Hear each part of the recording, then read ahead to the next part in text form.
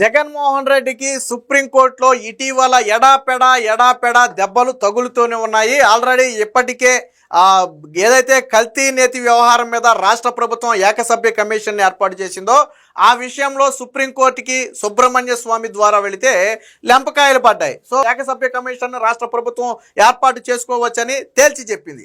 ఆ తరువాత అదే లడ్డు వ్యవహారం మీద గ్యాగ్ ఆర్డర్ ఇవ్వాలి, టీడీపీ నేతలు మాట్లాడకుండా అడ్డుకోవాలి అని చెప్పి నిన్న సుప్రీంకోర్టుకి వెళ్తే మళ్ళీ అందులో కూడా ఎదురు దెబ్బ తగిలింది. ఇంకొక ఎదురు దెబ్బ ఎందులో తగిలిందంటే లిక్కర్ స్కామ్కి సంబంధించి తగిలింది. ఎవరైతే ముప్పిడి అవినాష్ రెడ్డి ఇటీవల విదేశాలకు పారిపోయినటువంటి వ్యక్తిని పట్టుకుని తీసుకువచ్చారో, నేపాల్ బోర్డర్లో పట్టుకుని తీసుకువచ్చారో, సో ఆ ముప్పిడి అవినాష్ రెడ్డికి సంబంధించి కూడా ఆ బెయిల్ ఇవ్వటానికైతే ఆ కోర్టు తిరస్కరించింది. ఎందుకనంటే గతంలో మనం ఆల్రెడీ లిక్కర్ స్కామ్కి సంబంధించి వీడియోలు చేశాం. రాజు కసిరెడ్డి వ్యవహారంలో సుప్రీంకోర్టు చాలా తీవ్రమైన వ్యాఖ్యలు చేసింది.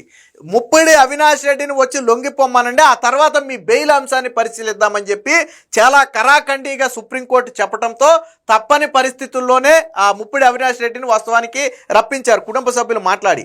ఇప్పుడు దొరికాడు కాబట్టి కొన్ని రోజులు కస్టడీకి వేశారు. ఇప్పుడు రెగ్యులర్ బెయిల్ ఇవ్వాలని చెప్పి ఆ ముప్పిడి అవినాష్ రెడ్డి తరపు ఆ లాయర్ వాదిస్తే దానికి ఆ ప్రభుత్వం తరపు లాయర్లు చాలా తీవ్ర అభ్యంతరం తెలిపారు. ఎందుకంటే ఈ వ్యక్తి కేసు పెట్టిన వెంటనే లిక్కర్ స్కామ్ మీద దొరికిన వెంటనే పారిపోయాడు.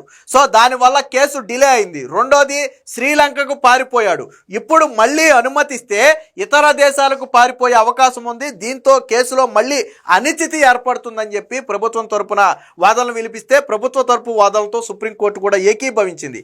ఇలాంటి సమయంలో మేము ఆ రెగ్యులర్ బెయిల్ ఎట్టి పరిస్థితుల్లో ఇవ్వలేము అని చెప్పి నిన్న సుప్రీంకోర్టు తేల్చి చెప్పడంతో Jaganmohan Reddy and co batch మొత్తానికి కూడా గొంతులో పచ్చి వెలక్కాయ పడినట్టయింది. ఎందుకంటే ఇప్పుడు ముప్పిడి అవినాష్ని ఖచ్చితంగా కస్టడీకి ఇవ్వాలి అనేది ఇప్పుడు సిట్ అధికారులు కోరుతున్నటువంటి కోరిక. వాస్తవానికి అది కింది కోర్టులో పెండింగ్లో ఉంది. కస్టడీకి ఇవ్వాలా వద్దు అనేది కింది కోర్టులో పెండింగ్లో ఉంది కాబట్టి ఆ విషయంలో హైకోర్టు అయితే జోక్యం చేసుకోలేదు. కానీ బెయిల్ మాత్రం ఇవ్వం, రెగ్యులర్ బెయిల్ అనేది గట్టి పరిస్థితుల్లో ఇవ్వబోమని చెప్పి తేల్చి చెప్పింది.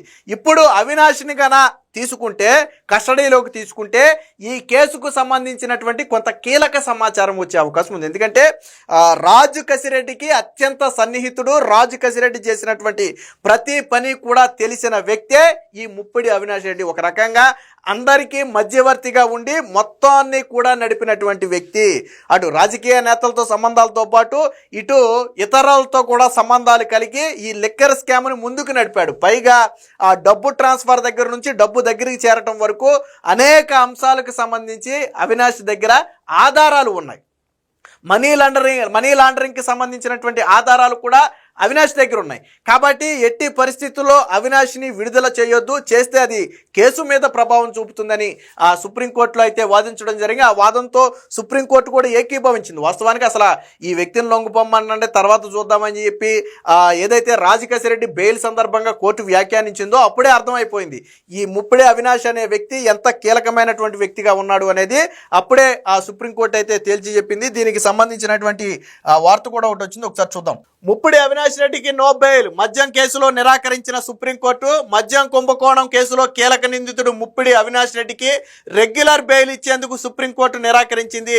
జస్టిస్ సూర్యకాంత్ నేతృత్వంలోని బెంచ్ ఏదైతే ఉందో అది ఈ మేరకు నిన్న ఉత్తర్వులు అయితే జారీ చేసింది.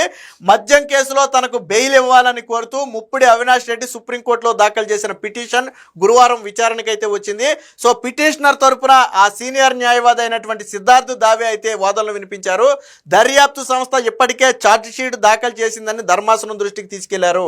మళ్ళీ ఇప్పుడు పోలీసు కస్టడీలకి ఇవ్వడం సరికాదని చెప్పి ఆయన వ్యాఖ్యానించారు. రెగ్యులర్ బెయిల్ ఇవ్వాలని దర్యాప్తుకు అన్ని విధాలా సహకరిస్తామని చెప్పారు. వాస్తవానికి రెగ్యులర్ బెయిల్ ఇస్తే వీళ్ళు సహకరిస్తారు అనడానికి ఎటువంటి నమ్మకం లేదు. ఎందుకంటే ఈ కేసులో ఎప్పుడైతే ముప్పిడి అవినాష్ రెడ్డి పేరు ఏర్పాటు చేశారో వెంటనే రాజు కసిరెడ్డి దేశం దాటించి పంపించేశాడు. మన సుప్రీంకోర్టు కూడా ఇదే వ్యాఖ్య చేసింది. అసలు ముప్పిడి అవినాష్ రెడ్డి అనే వ్యక్తిని దేశం దాటి పంపించింది మీరే కదా, కాబట్టి తీసుకురండి, తీసుకొచ్చిన తర్వాత మీ బెయిల్ గురించి ఆలోచిద్దాం. ఇతరులకు బెయిల్ ఇచ్చాం కాబట్టి మీకు బెయిల్ ఇవ్వాలి అనటం కుదరదు. మీ మీద చాలా తీవ్రమైన ఆరోపణలు ఉన్నాయి, మీతోనే కేసు మొత్తానికి కూడా ముడిపడి ఉన్న నేపథ్యంలో మీకు బెయిల్ ఇవ్వలేమో, ముందు ముప్పిడి అవినాష్ని రమ్మనండి అప్పుడు చూద్దామని చెప్పి మొన్న సుప్రీంకోర్టు ఒక వ్యాఖ్య చేసింది.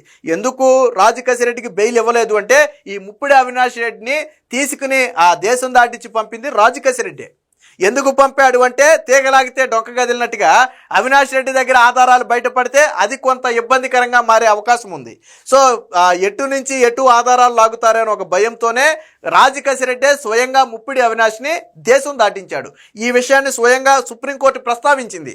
మీరే దగ్గరుండి పంపించారు కాబట్టి మీరే తీసుకురండి అని వ్యాఖ్యానించింది. అంటే ఈ కేసులో ఈ వ్యక్తి యొక్క ఇంపార్టెన్స్ ఎంత అనేది మనకు అక్కడే అర్థమవుతుంది. దీని మీద ప్రభుత్వ తరపు లాయర్ చాలా తీవ్ర అభ్యంతరం తెలిపారు.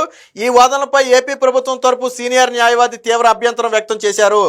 నిందితుడు విచారణ అధికారులకు అందుబాటులో లేకుండా వెళ్ళాడని, దీనివల్ల దర్యాప్తులో ఆలస్యం జరిగిందని ధర్మాసనం దృష్టికి తీసుకువెళ్లారు.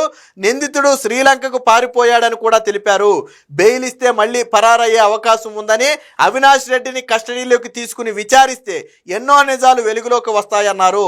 ఇరు పక్షాల వాదనలు విన్న అనంతరం రెగ్యులర్ బెయిల్ ఇవ్వడానికి సుప్రీంకోర్టు అయితే నిరాకరించింది. అలాగే కస్టడీకి ఇవ్వాలి ఇవ్వద్దు అనే దాని మీద ఇది ట్రయల్ కోర్టులో ఉంది కాబట్టి, తీర్పు పెండింగ్లో ఉంది కాబట్టి అది ఎలా వస్తుందో చూసిన తర్వాత స్పందిస్తామని నిన్నైతే స్పందించలేదు. అంటే అవినాష్ రెడ్డి అనే వ్యక్తి ఎంత కీలకమైనటువంటి వ్యక్తి అనేది, ముఖ్యంగా రాజకేశిరెడ్డి ఈ కేసులో ఎంత కీలకంగా ఉన్నాడో అతని ప్రధాన అనుచరుడుగా ఉన్నటువంటి అవినాష్ కూడా అంతే కీలకమైనటువంటి అనుచరుడు. ప్రతి అంశానికి సంబంధించి డబ్బు చేర్చడం దగ్గర మొదలుపెట్టి, దాన్ని బ్లాక్ మనీని వైట్ మనీగా మార్చడం మొదలుపెట్టి, మనీ లాండరింగ్ చేయడం దగ్గర మొదలుపెట్టి, డొల్ల కంపెనీలు సృష్టించడం దగ్గర మొదలుపెట్టి, కమిషన్లు వసూలు చేయడం దగ్గర మొదలుపెట్టి అన్ని విషయాలు కూడా అవినాష్ రెడ్డికి తెలుసు. ఎందుకంటే వీళ్ళందరికీ మధ్యవర్తిగా ఉండి ఈ తతంగాన్ని మొత్తాన్ని నడిపిన వ్యక్తే అవినాష్ రెడ్డి. ఎందుకు వీళ్ళు ఇప్పుడు రాజకేశిరెడ్డి పారిపోకుండా అవినాష్ రెడ్డిని పారిపోమన్నాడంటే అర్థం ఏంటి? సో అవినాష్ దొరికితేనే అసలు బలం, కేసుకు బలం. సో అవినాష్ అనే వ్యక్తి దొరకకుండా ఉండాలి అనే ఉద్దేశంతోనే దేశం దాటించి పారిపోయాడు. అంతేగాని రాజకేశిరెడ్డి పారిపోలా. ఎందుకంటే రాజకేశిరెడ్డిని పట్టుకున్నా ఏమీ చేయలేరనే ఉద్దేశమో ఏమో మనకు తెలియదు. అందుకనే సుప్రీంకోర్టు కూడా కీలక వ్యాఖ్య చేసింది.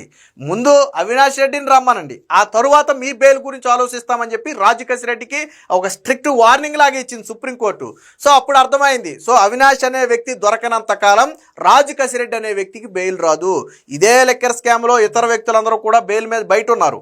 అదే విషయాన్ని సుప్రీంకోర్టు దృష్టికి తీసుకువెళ్తే వాళ్ళకి బెయిల్ ఇచ్చాం కాబట్టి మీకు బెయిల్ ఇవ్వాలని ఏమీ లేదు, అవసరమైతే వాళ్ళ బెయిల్ కూడా రద్దు చేయమని మీరు ఒక పిటిషన్ వేయండి, మేము పరిశీలిస్తాం తప్ప మీకు మట్టికి ఎట్టి పరిస్థితుల్లో బెయిల్ ఇవ్వబోము అని చెప్పి సుప్రీంకోర్టు తేల్చి చెప్పింది. మొత్తంగా ఇప్పుడు అవినాష్ని గనక కస్టడీకి ఇస్తే ఖచ్చితంగా అది వైసీపీకి ఇరకాటంలో పడటమే.